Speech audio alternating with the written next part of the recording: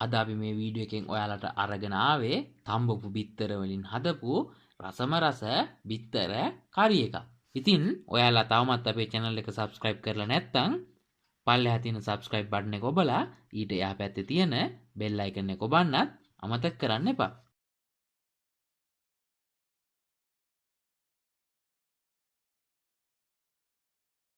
මේ බිත්තර කරි එක හදන්න අද අපි අරගෙන තියෙනවා තම්බාගත් බිත්තර 3යි, කඩල පිටි ග්‍රෑම් 50යි, හාල් පිටි ග්‍රෑම් 50යි, අමු මිරිස්, ලූණු, සුදු ලූණු, රම්පේ කරපිංචා, කුරුඳු පොත්තු සුවල්පයක්, ඒ වගේම තක්කාලි. මුලින්ම භාජනයක් අරගෙන එයට කඩල පිටි එකතු කරන්න.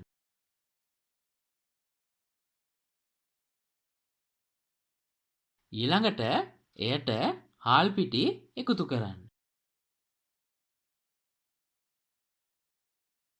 එකතු කරලා කහ කුඩු තේ හැන්දක් එකතු කරන්න. ඊළඟට මිරිස් කුඩු තේ හැන්දක් එකතු කරන්න.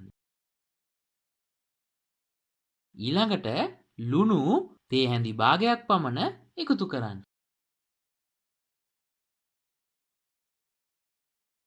එකතු කරලා වතුර එකතු කරලා මේ විදියට ටිකක් ඝන මිශ්‍රණයක් වෙනතුරු හොඳින් කලවම් කරන්න. මේ මිශ්‍රණය කලවම් කරනකොට ගොඩක් දියාරුවට කලවම් කරගන්න එපා. දැන් මේ මිශ්‍රණය හදාගත්තට පස්සේ තම්බාගත් බිත්තර මේ විදියට හතරට කපා ගන්න.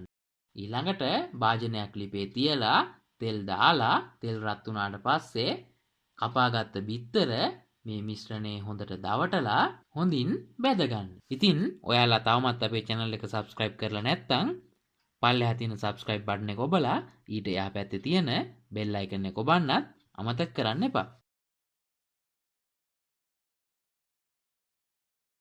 මේ විදියට රන්වන් පාට වෙනතුරු බැදගත්තට පස්සේ භාජනයක් ලිපේ තියලා නැවතත් පොල් තෙල් මේස හැඳි දෙකක් පමණ එකතු කරලා එයට සිහින්ව කපාගත් සුදු ලූණු එකතු කරන්න.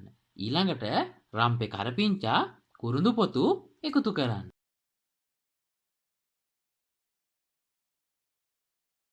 ඊළඟට අමු මිරිස් එකතු කරන්න.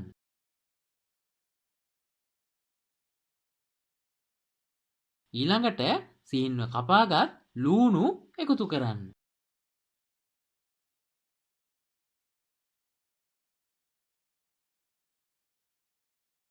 ඊළඟට රස අනුව ලුණු එකතු කරන්න.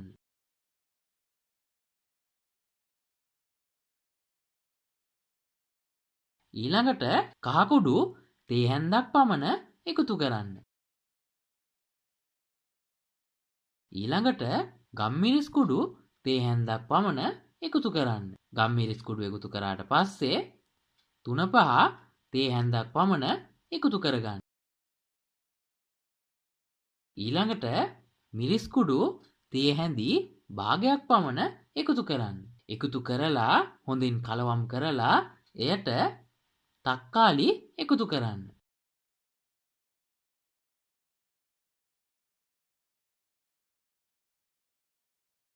ඊට පස්සේ කෑලි මිරිස් තේ හැන්දක් පමණ එකතු කරන්න. එකතු කරලා අපි කලින් බැදගත්ත බිත්තර මෙයට එකතු කරන්න. එකතු කරලා හොඳින් කලවම් කරලා තවත් මිනිත්තු 2ක් පමණ තියන්න. ඔන්න දැන් අපේ බිත්තර කරි එක හදලා ඉවරයි. පේනවනේ හොඳ ලස්සන පාටට මේ බිත්තර කරි එක හැදිලා තියෙනවා. ඔයාලත් මේ විදිහට බිත්තර කරි එකක් හදලා බලන්නකො කොච්චර රසද කියලා. ඒ වගේම තවමත් අපේ channel එක subscribe කරලා නැත්නම් දැන්මම පල්ලෙහා තියෙන subscribe button එක ඔබලා ඊට එහා පැත්තේ තියෙන bell icon එකත් ඔබන්න. ඒ වගේම වීඩියෝ එක පිළිබඳව ඔයාලගේ අදහස් පහලින් කමෙන්ට් එකක් දාගෙන යන්නත් අමතක කරන්න එපා.